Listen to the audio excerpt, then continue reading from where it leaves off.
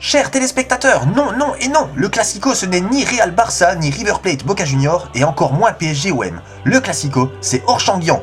Et ce samedi 29 octobre, le stade Paul Magnac s'était paré de ses plus belles couleurs pour accueillir le derby, comme le montrent les images de l'hélicoptère d'ASG-TV. Classico pour lequel les Ultra Tigers avaient décidé de venir en force. C'est ainsi qu'un superbe et impressionnant cortège débarquait à Orchamps avec au volant des tigres, des licornes oranges, des joueurs de cornemuse et toutes sortes d'autres créatures prêtes à encourager les Guians.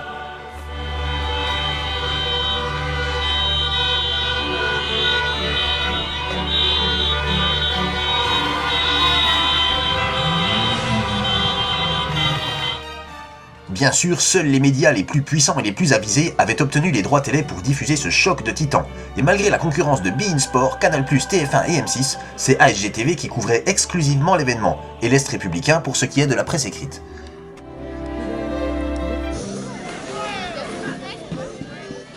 L'entrée des joueurs ne laissait aucune place au doute, le parfum des grands matchs flottait dans l'air, et ça puait la bonne soirée à plein nez.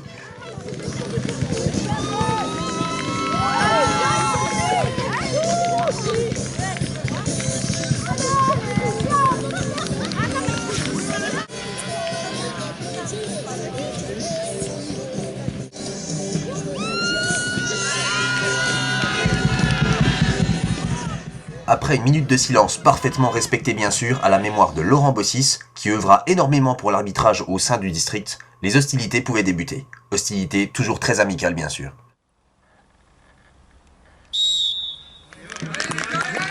Le coup d'envoi était donné et très rapidement, les Guians campaient dans le camp auricampien. La domination des Oranges se traduisait par une première situation chaude à la 4e minute, mais Dylan ne parvenait pas à redresser le ballon. Les Guians trouvaient à juste titre que le terrain était bon dans le camp des Rouges et Blancs. Ils choisissaient donc cet emplacement pour planter la tente et tenter d'inquiéter Kevin Fréchot, notamment par cette frappe de Dylan. Mais voilà, là où un gardien de district doit faire l'arrêt de sa vie pour sortir un ballon, le grand Fraîche, avec son double mètre, le ramasse comme si moi je cueillais une pomme à hauteur des yeux. Et ça se vérifiait encore à la 11e minute sur ce coup franc parfaitement frappé par Dylan. Oh bien joué, oh bien joué.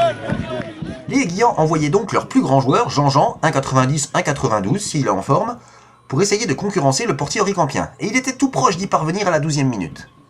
Pendant ce temps-là, les Ultras continuaient de réchauffer une nuit bien assez fraîche. Et après que notre cadreur, pourtant pas encore ivre-mort, ait raté le moment où Dylan élimine le gardien, l'avant-centre des Tigres ne trouvait pas le cadre du but. Le bon début de match des Oranges était sans doute attribuable à Jean-Mi, avec sa veste de légende qui tentait d'hypnotiser les Rouges avec ses carreaux blancs et noirs, et blancs, et noirs, et blancs, et noirs, et blancs, et... Oh putain, j'ai failli me faire avoir. En tout cas, elle plaisait aux supporters qui scandaient le nom du gourou du club. Le match continuait sur les mêmes bases et les actions se ressemblaient. Récupération haute, 2 ou 3 passes, une belle frappe et une cueillette de Fréchot. Sur une ouverture de capitaine B3, Monio était à la réception, mais le beau barbu était un peu trop court pour reprendre. Beau barbu toujours, à la 25e minute, Jules Gogel entrait en jeu pour tenter de forcer le verrou roux du but auricampien. Et très vite, l'ex-bisontin et mortuacien se retrouvait à la conclusion d'un bon boulot de Monio et de J. Mais Juju préférait dézinguer 2 chauves-souris.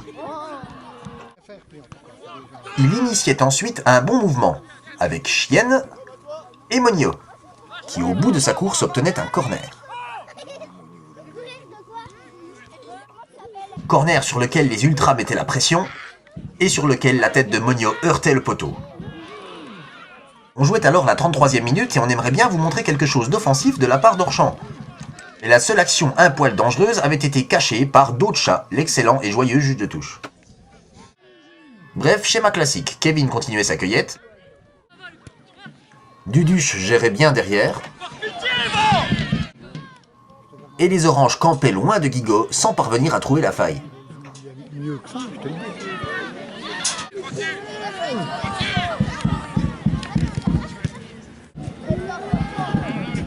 Et c'est ainsi qu'on atteignait la pause, avec une mi-temps parfaitement maîtrisée par les Oranges, mais avec un tableau d'affichage toujours vierge. Les Auricampiens, pourtant auteurs d'un très bon début de championnat, n'étaient pas encore entrés dans le derby, mais tenaient le coup, notamment grâce à leur gardien. Et comme d'habitude, page de pub. C'est qui le roi de la pelleteuse ? Eh oui, c'est Rudy Roy de l'entreprise Roy Vetter à Goulet-Usiers, qui, grâce à un entraînement quotidien, spécifique et très innovant, peut vous faire ce que vous voulez en matière de TP. Le tout avec précision, sérieux et professionnalisme. Et tout ça dans la bonne humeur, bien sûr.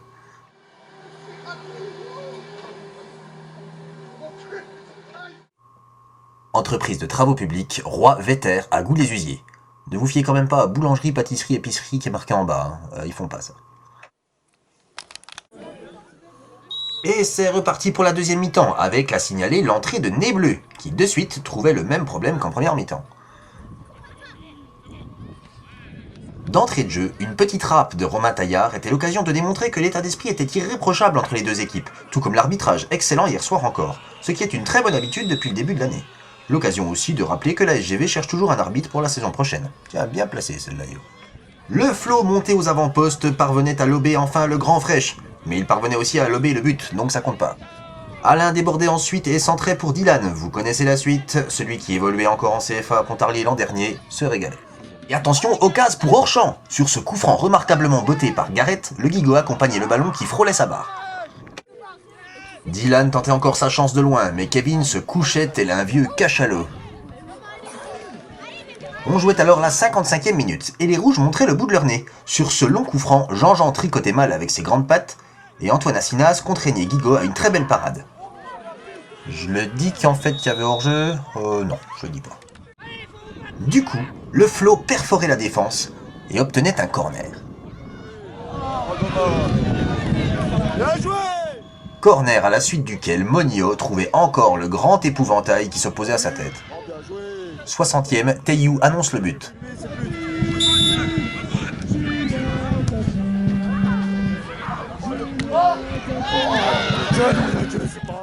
Pas si loin, Teyou. De très nombreux observateurs du football sont d'accord là-dessus. Le meilleur joueur du monde mesure 1m69 et se prénomme Lionel. Et il joue à l'ASGV. Lionel B est à la base de cette action qui prend racine à la 68e minute. Le capitaine des Guillans lance un jutatu tout juste entré en jeu qui offre une danse à son vis-à-vis. Au terme de ces zigzags et d'un vieux centre, une relance risible offre aux spectateurs un énième épisode de frais chaud contre le reste du monde.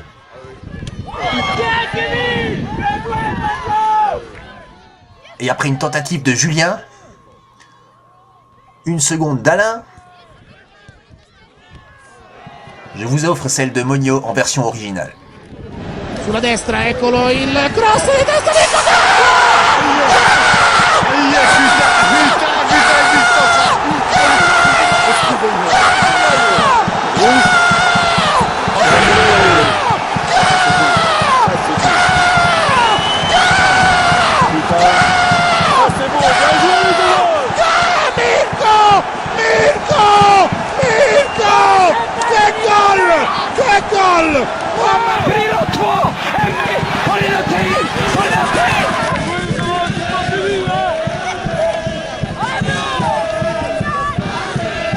Et il est beau, hein.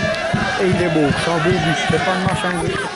Gigantesque ambiance, et le bruit qu'ont fait les ultras à ce moment-là a même retenti très loin d'Orchambaine.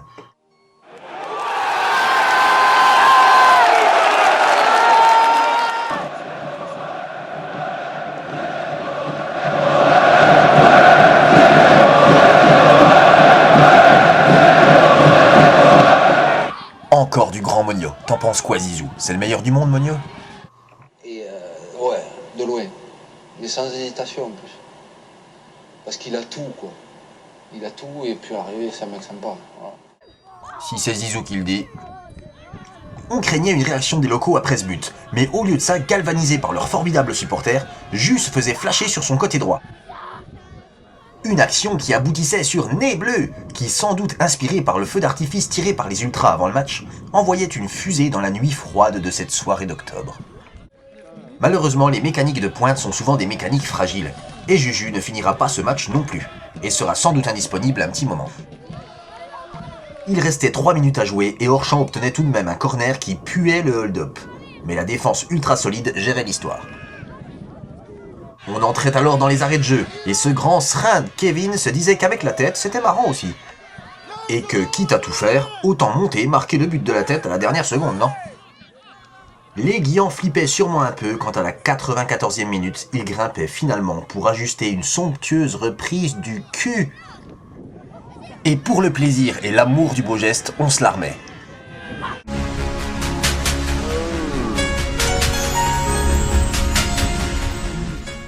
Quelques secondes de conservation de balle plus tard, monsieur l'arbitre libérait les fauves, qui pouvaient partir, croyez-moi, pour une sacrée bringue. Les Oranges remportaient une victoire on ne peut plus méritée, eux qui ont joué ce derby comme un derby. Les Oricampiens sont eux passés à côté de l'événement sportivement, mais pas dans l'état d'esprit, et ont contribué à faire de cette soirée une belle fête. Mais il est toujours plus facile de gagner quand on joue à 12 avec de tels supporters. Je crois qu'après avoir vu ça, on peut mourir tranquille. En fait, plus tard possible, mais on peut. Ah, c'est super. On va quel pied. Ah, quel pied. Oh putain. Oh là là là là là là.